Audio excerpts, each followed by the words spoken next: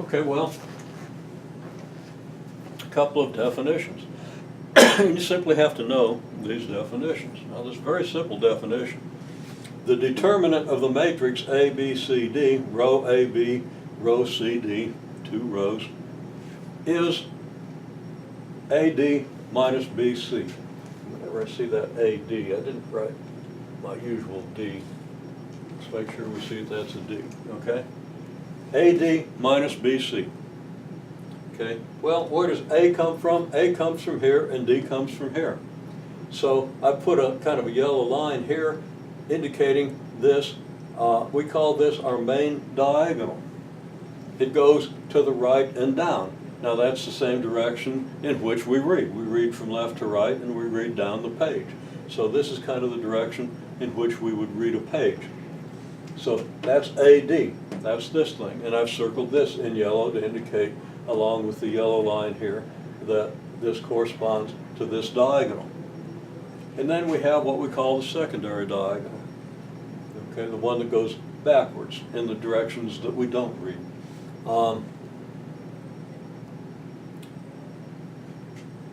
And we have that product, which is BC, and we're subtracting that. So it's this diagonal minus this diagonal. Now that only works for matrices with 2 rows and 2 columns. And determinants only work for matrices that have equal numbers of rows and columns.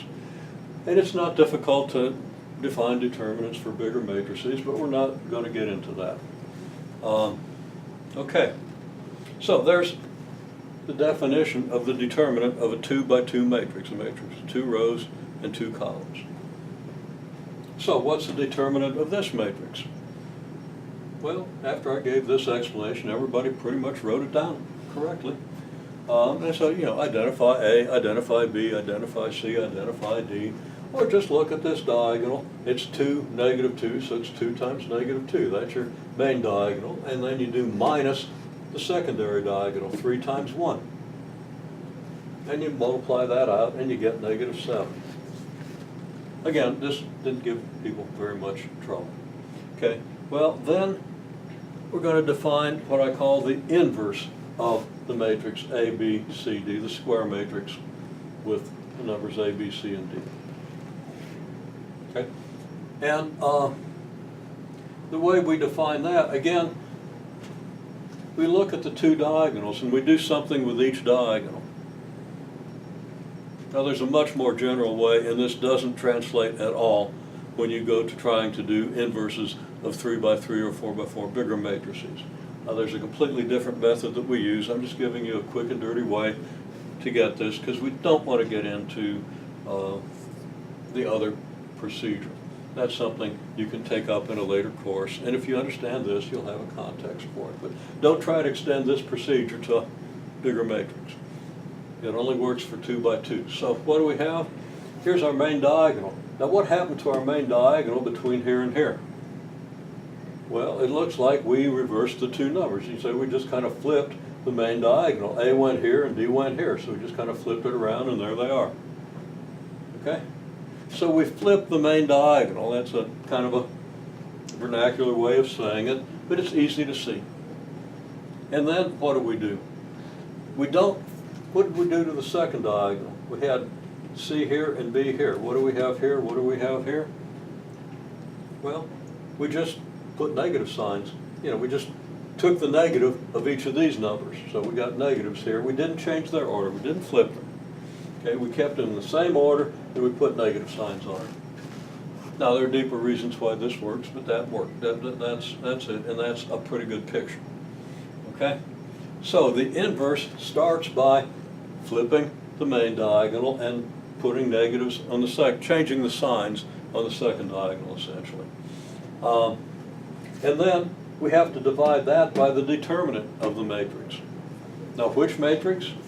Well, it really doesn't matter. You can verify that the determinant of this matrix is the same as the determinant of this matrix.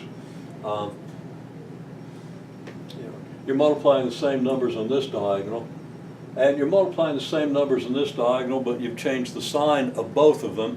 But if you change the sign of 2 numbers and multiply them, it doesn't change what you get. And you can ponder that if you want to. Okay, So we have this divided by this determinant. Okay. So let's apply this to the matrix that we were using in our previous system and see what the inverse of this matrix is. Well, people didn't have a lot of trouble doing this, but maybe a little glitch or two here and there. So let's just go over it. Now you should actually take this definition, don't look at any of this stuff, take this definition and work it out. Even if you did it in class, work it out again, reinforce it. Okay, so we use this definition. Okay, this will be the inverse of this matrix, which means it'll be this matrix. This thing where we flip the main diagonal and negate the secondary diagonal and then divide by the determinant. It's easy to do that. Look here, we flip the main diagonal, that means the -2 comes up here, the 2 goes down here. And we change the signs. We do the negative of each number in the second diagonal. Doing the negative a number changes its sign. We get -3 and -1. Well, that was easy. And then we divide by the determinant. Well, I'm not going to work out the determinant again because we just did it up here. We got -7. You remember what you did to get -7? That's an easy operation. So how do you divide a matrix by -7? Well, you divide every entry of the matrix by -7. And that can be a little confusing because there's some things you think you ought to be able to do to a matrix that you can't, and other things that you think you ought to be able to do, and you can do them just fine. Well, dividing or multiplying by a number, you do just what you might expect. You multiply every number in the matrix, or divide every number in the matrix by that number, depending on whether you're multiplying or dividing. Here, we're dividing, so we do -2 over -7. We've got -3, so we're going to have -3 over -7. The -1 is going to go over -7, and the 2 is going to go over -7. And then we simplify. -2 over -7 is 2/7. Same sign here, so that becomes 3/7. Same signs here, that becomes 1/7.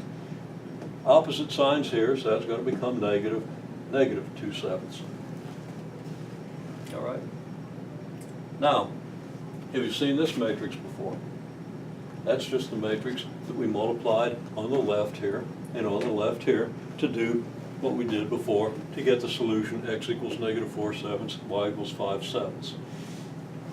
This is the inverse of this matrix, meaning if you multiply this by this, you get that matrix with the 1s and 0s. Now I'm going to write it down.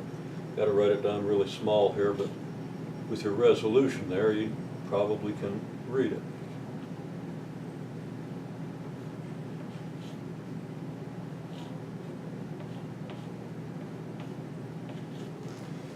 This product, if you multiply these two together, you should recall gave you the 1, 0, 0, 1.